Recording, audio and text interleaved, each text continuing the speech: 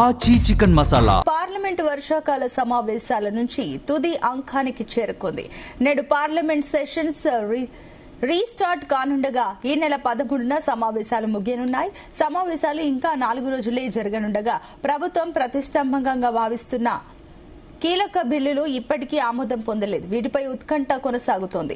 FCRA సవరణ bill 2026ను ఎలాగైనా ఆమోదింప చేసుకోవాలని ప్రభుత్వం వ్యూహాలు సిద్దం చేసింది.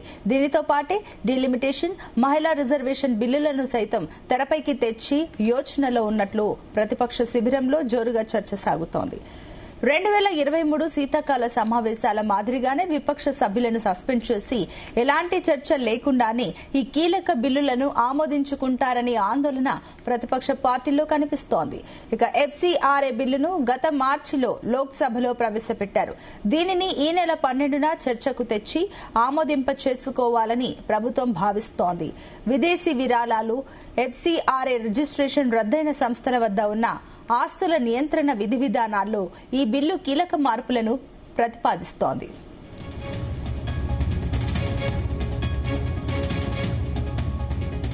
ఇదే అంశానికి సంబంధించి మరిన్ని డీటెయిల్స్ మా చీఫ్ న్యూస్ కోఆర్డినేటర్ రాధాకృష్ణ అందిస్తారు. Radhakrishna, good morning. Good morning Sunitha. Parliament అత్యంత కీలకమైన బిల్లులు ఇప్పటికీ పెండింగ్ ఉన్నాయి. మరొక 4 రోజుల్లోనే ఈ సమావేశాలు ముగుస్తున్న తరుణంలో ప్రభుత్వం కీలక బిల్లులు పెండింగ్ వాటి విషయంలో ఎలా అడుగులు వేయబోతోంది అనేది ఇప్పుడు చాలా ఆసక్తిగా మారింది. ముఖ్యంగా ఎఫ్సీఆర్ఏ సవరణ బిల్లును 2026 ఎలాగైనా ఆమోదింప చేసుకోవాలని ప్రభుత్వం వ్యూహాలు సిద్ధం చేస్తుంది. సో దీంతో 4 రోజులు ఉండడంతో ఒకవైపు ప్రతిపక్షాలను కట్టడి చేయాలి. అదే సందర్భంలో ప్రతిపక్షాలు కనుక గతంలో మాదిరిగానే ఈ యొక్క బిల్లును అడ్డుకునే ప్రయత్నం చేస్తే ఏం చేయాలి అనే దానిపైన ఇప్పటికే కేంద్ర మంత్రివర్గంలో అదేవిధంగా ఎన్డీఏ పార్టీకి సంబంధించి ఎన్డీఏ సమావేశమైంది. సో అత్యంత కీలకమైన బిల్లు అది కొద్ది సమయం ఉంది కాబట్టి బిల్లును ఆమోదింప చేసుకోవడానికి ఏమేది ముందున్న వ్యూహాలు ఏంటో వాటిపై జోరుగా ఒక చర్చలు వ్యూహాలు రచిస్తా ఉంది. ఇలాంటి తరుణంలో ఇప్పుడు ఎఫ్సీఆర్ఏ బిల్లు కాకుండా దీంతో పాటుగా ఇంకో అత్యంత కీలకమైన మరొకటి చాలా మొత్తం దేశవ్యాప్తంగా కావచ్చు, అదేవిధంగా రాజకీయ పార్టీలన్నిటికీ అత్యంత కీలకమైనటువంటి 2 బిల్లు ఉన్నాయి. ఒకటేమో ఈ యొక్క మహిళా రిజర్వేషన్ బిల్లు, దీంతో పాటుగా డీలిమిటేషన్. ఎందుకంటే ఇటీవల దేశంలో చాలా పార్లమెంట్ సమావేశాలు జరుగుతున్న క్రమంలో 2 కీలక బిల్లుల పైన మాత్రం పెద్ద ఎత్తున చర్చ జరుగుతోంది. ఒకటి డీలిమిటేషన్, మరొకటి మహిళా రిజర్వేషన్.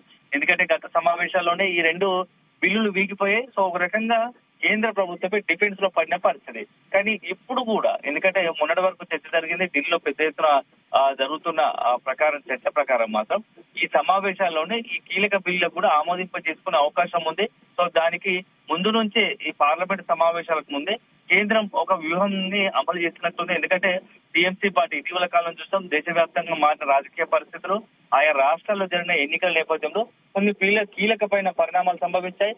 సో ఎన్సీపీ కావచ్చు, అదేవిధంగా తృణమూల్ కాంగ్రెస్ తో పాటుగా పలు రాష్ట్రాల్లోని కొన్ని ప్రాంతీయ పార్టీలు ఏకంగా ఇట్టనిలు చీలిపోయి ఎన్డీఏకు మద్దతు ఇస్తున్న పరిస్థితి వచ్చింది. సో ఈ సజావుగానే చాలా సులువుగా ఈ యొక్క బిల్లులను ఎక్కడైతే గత పార్లమెంట్ సమావేశాల్లో మొత్తంగా కూడా బిల్లులకు బిగిపోయాయో, సో బిల్లులు అంతా కూడా అదయ్యాయో, ఇప్పుడు అట్లాంటి పరిస్థితి రాకుండా ముందుగా జాగ్రత్త వాళ్ళు కూడా నేరుగానే ఎన్డీఏకు మద్దతు ఇస్తున్నట్టుగానే మాట్లాడిన పరిస్థితుంది.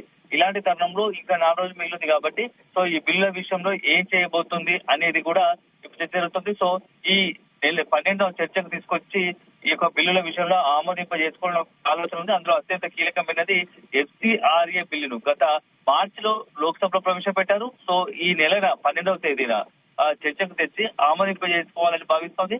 ఒకవేళ ప్రతిపక్షాలు కనుక అడ్డుకునే ప్రయత్నం చేస్తే అవసరమైతే సీరియస్ గా అంటే కఠినమైన చర్యలు తీసుకోవడానికి కూడా వెనకాడవద్దు అనేది ప్రభుత్వం ఆలోచనగా తెలుస్తుంది.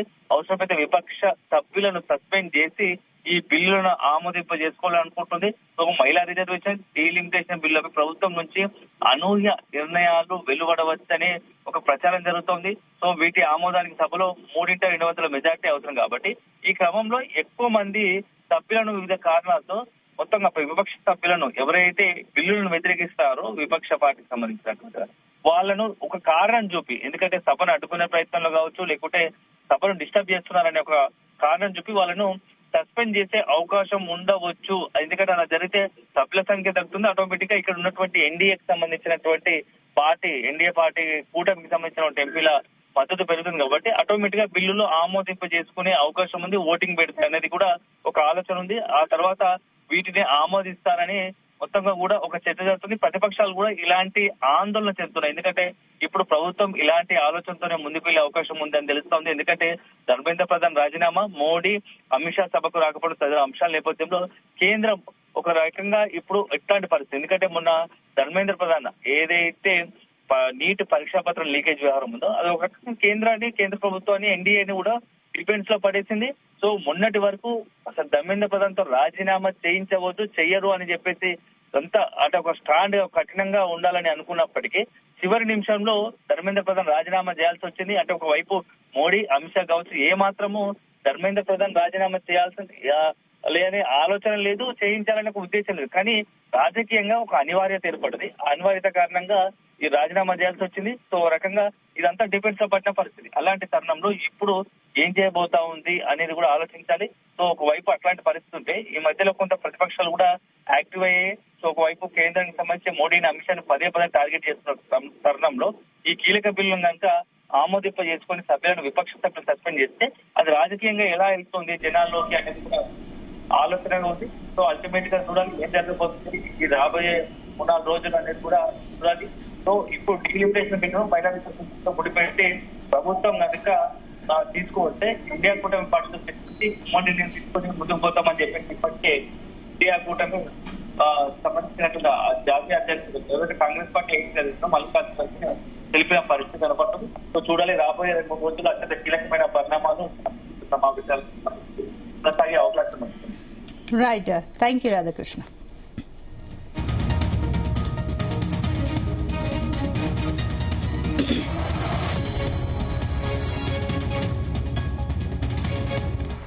మహిళా రిజర్వేషన్, డీలిమిటేషన్ బిల్లులపైన ప్రభుత్వం నుంచి అనూహ్య నిర్ణయాలు వెలువడవచ్చని ప్రచారం జరుగుతోంది. వీటి ఆమోదానికి సభలో 3/2 మెజారిటీ అవసరం. ఈ క్రమంలో ఎక్కువ మంది సభ్యులను వివిధ కారణాలతో సభ నుంచి సస్పెండ్ చేసి ఆ తర్వాత వీటిని ఆమోదిస్తారనే ఆందోళన ప్రతిపక్ష శిబిరంలో కనిపిస్తోంది. అయితే జెన్జీ ఉద్యమం, ధర్మేంద్ర ప్రధాన్ రాజీనామా, మోదీ, అమిత్ షా సభకు రాకపోవడం తదితర అంశాల నేపథ్యంలో కేంద్రం అంతా సాహసం చేస్తుందా అనే ప్రశ్నలు తలెత్తుతున్నాయి. ఈ నేపథ్యంలో చివరి 4 రోజులు సభ్యులందరూ అప్రమత్తంగా ఉండాలని ఇండియా కూటమి పార్టీలను కాంగ్రెస్ హెచ్చరించింది. కాంగ్రెస్ సభ్యులంతా సమావేశానికి విధిగా సభలకు హాజరు కావాలని విప్ జారీ చేసింది.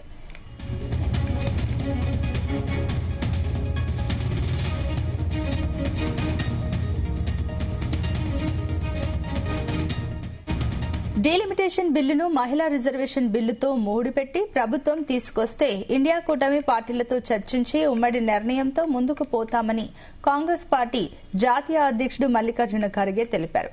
అఖిలపక్ష సమావేశం ఏర్పాటు చేసి ఈ బిల్లులపైన చర్చించాలని ప్రభుత్వాన్ని డిమాండ్ చేశారు. అయితే బిల్లులపైన వ్యక్తిగత అభిప్రాయాలు తెలిపే స్వేచ్ఛ ప్రతిపక్ష పార్టీకి ఉంటుందని అన్నారు.